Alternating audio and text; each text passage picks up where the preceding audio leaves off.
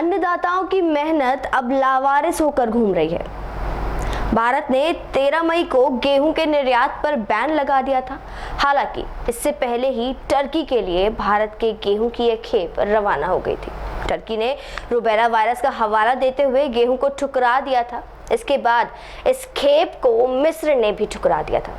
वहीं टर्की और मिस्र से ठुकराई गई भारत की गेहूं की 56,000 टन खेप फिलहाल इजराइल के बंदरगाह पर फंसी हुई है। गेहूं की ये खेप आखिर कहां भेजनी है, किस ओर भेजनी है, उसके लिए सरकार से हरी झंडी मिलने का इंतजार किया जा रहा है। हालांकि सरकारी अधिकारियों ने इस बात से इनकार कर दिया है कि गेहूं की खेप के ठुकराए जाने और नुपुर शर्मा के पैगंबर मोहम्मद पर हालिया विवाद के बीच कोई संबंध नहीं है। अब देखना यह है कि आखिर टर्की और मिस्र ने भारतीय गेहूं को क्यों ठुकराया है। वहीं भारत सरकार का कहना है कि भारत से रवाना होने से पहले गेहूं की खेप को सभी जरूरी क्वारंटाइन प्रक्रियाओं से गुजारा गया था। आईटीसी लिमिटेड ने इस खेप को टर्की भेजा था। टर्की ने इसलिए गेहूं की खेप को ठुकरा दिया कि गेहूं में प्रोटीन की मात्रा 13 से 14% कम थी।